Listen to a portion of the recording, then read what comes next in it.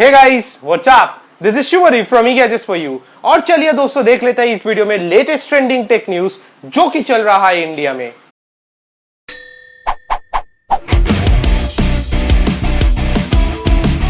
सबसे पहले दोस्तों गूगल का I/O डेवलपर कॉन्फ्रेंस में वेडनेसडे को लॉन्च किया गया है एंड्रॉइड गो।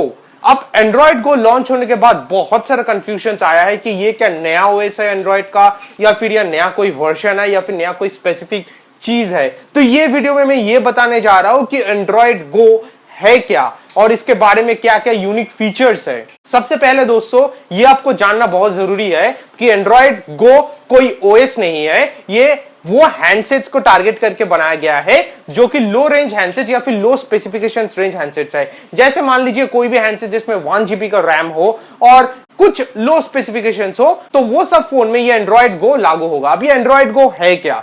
गूगल ने ये बताया है कि एंड्रॉइड गो में एंड्रॉइड ओ का ओएस ही चलेगा। तो मतलब जिस हैंडसेट में एंड्रॉइड गो होगा उसमें ओएस लेकिन एंड्रॉइड ओ ही रहेगा। तो ये बहुत बड़ा स्टेप है गूगल से। लेकिन सबसे इंपॉर्टेंट पॉइंट और सबसे महत्वपूर्ण पॉइंट यहां पे ये है या फिर क्वेश्चन ये है कि एंड्रॉइड गो अलग क्या है एंड्रॉइड ओ से। दोस्तों जैसे कि मैं पहले बोला था कि एंड्रॉइड गो टारगेट किया गया है एक लो रेंज हैंडसेट्स के लिए, लो स्पेसिफिकेशन बेस्ड हैंडसेट्स के लिए, कम से कम जिसमें 1 GB का रैम हो।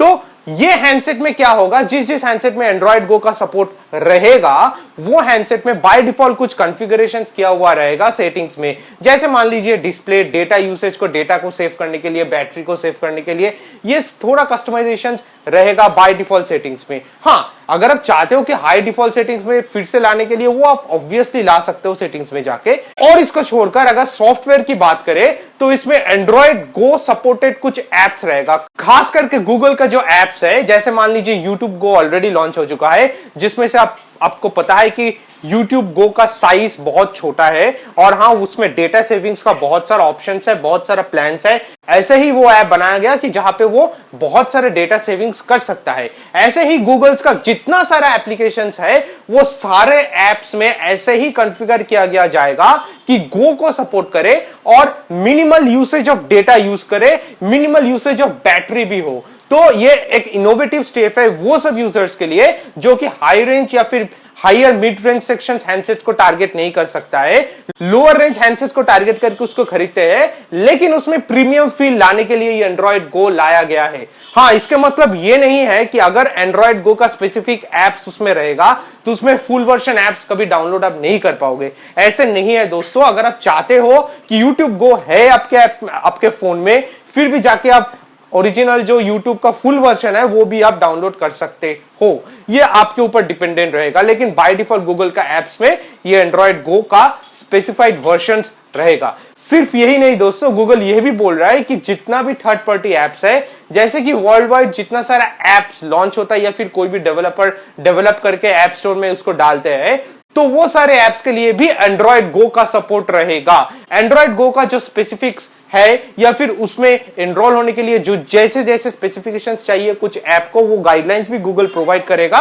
उसको हिसाब से उसको फॉलो करके डेवलपर डेवलप कर सकता है कोई भी ऐप को एंड्रॉइड गो को स्पेसिफिकली टारगेट करते हुए। तो दोस्तों अगला सवाल जो आता है वो है कि जिस हैंडसेट में एंड्रॉइड गो है उसको तो गूगल गो का एप्स मिलेगा ही मिलेगा। तो बात में यह होता है कि अगर मेरे पास एंड्रॉइड गो का हैंडसेट नहीं है लेकिन मैं डेटा सेव करना चाहता हूं, बैटरी सेव करना चाहता हूं, तो क्या मुझे एंड्रॉइड गो का एप्स नहीं मिलेगा?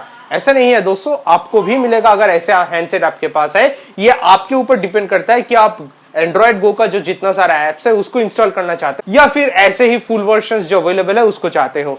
तो दोनों ही हैंडसेट में ये लागू होता है कि ये खुद आपके ऊपर डिपेंड होता है कि कौन सा एप्स आप इंस्टॉल करना चाहते हो। मूविंग अहेड, एंड्रॉइड गो में ये भी बोला जा रहा है कि हाँ, ये ऐसा तो है नहीं कि इसमें हार्डवेयर का बहुत सारा कस्टमाइजेशन या स्पेसिफिकेशंस अलग से रहेगा, क्योंकि ये डिपेंडेंट होता है वो सब मोबाइल्स के ऊपर जो कि वो लो रेंज सेक्शन में मैन्युफैक्चर होता है। हाँ, उसका भी थोड़ा गाइडलाइंस होता है, जैसे कि अभी भी कोई भी नॉर्मल एंड्रॉइड का जो हैंडसेट है उसका तो कोई ना कोई गाइडलाइंस आता है, उस हिसाब से मोबाइल को मैन्युफैक्चर किया जाता है वो ओएस को सपोर्ट करने के लिए। वैसे ही एंड्रॉइड गो का जो गाइडलाइंस है खासकर उसको ध्यान में रखते हुए लो रेंज हैंडसेट्स में ये लागू होगा, जारी होगा।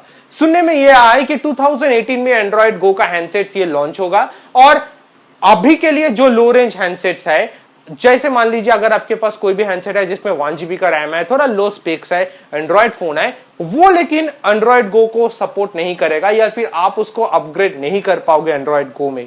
तो ये सिर्फ उन डिवाइस के लिए लागू होगा जो कि लॉन्च होगा 2018 से और जिसमें ऑलरेडी एंड्रॉइड गो रहेगा। यही है एंड्रॉइड गो को लेकर जितना सारा स्पेसिफिकेशंस है या फिर कुछ भी पॉइंटर्स है, यही है एंड्रॉइड गो दोस्तों। ऐसा नहीं है कि एंड्रॉइड गो अलग कोई ओएस है गूगल का ओएस जो नेक्स्ट वर्जन आएगा वो एंड्रॉइड ओ ही है और एंड्रॉइड गो का हैंडसेट्स में भी एंड्रॉइड ओ ही रहेगा। और आखिर में दोस्तों एक ऐसा ट्रेंडिंग न्यूज है जो कि मैं बनाना नहीं चाहता था लेकिन फिर भी मैं बना रहा हूं क्योंकि ये कुछ ऐसे है कि यूएस वीजा को लेकर है। जैसे दोस्तों आप सभी को पता है कि एप्पल का WWDC world wide developer council 2017 शुरू होगा 5 जून से और ये चलेगा 9 जून तक। तो हम सभी को पता है कि एप्पल हर साल कोई ना कोई एक बडिंग टैलेंट या फिर कोई भी एक टेक्निकल स्टूडेंट को ऐसे ही स्पॉन्सर करता है जिसको वो बुलाता है WWDC में और वहां पे जाके जितना सारा ये मीटिंग्स होता है या फिर नया नया टेक्नोलॉजी के बारे में, नया नया कोडिंग लैंग्वेजेस के बारे में जितना सारा कॉन्फ्रेंस होता है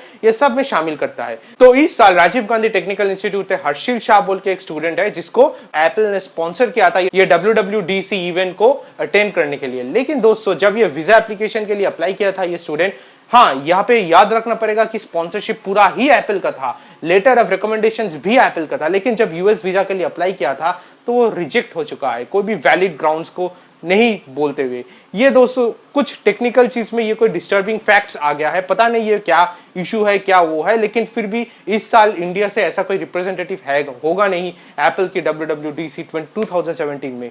तो फिर एक बड़े स्टूडेंट के लिए जैसे हर्षिल शाह को सिलेक्ट कर गया था तो ये एक अपॉर्चुनिटी लॉस्ट हो गया क्योंकि उसको यूएस का वीजा नहीं मिला एप्पल की स्पॉन्सरशिप रहते हुए। तो कुछ डिस्टर्बिंग फैक्ट्स तो है ही है दोस्तों। तो होप सो ये वीडियो हेल्पफुल रहा आप सभी के लिए। जितना हो सके इसको लाइक कीजिए और शेयर कीजिए सभी के साथ क्योंकि नॉलेज और इंफॉर्मेशन सभी के साथ बढ़ना चाहिए। और अगर आप ऐसे ही ट्रेंडिंग टेक न्यूज या फिर कोई भी टेक न्यूज जो कि चल रहा है इंडिया में आप पाना चाहते हो तो मेरे चैनल में आके सब्सक्राइब बटन के बगल में जो नोटिफिकेशन का बेल है उसको ऑन करना मत भूलना।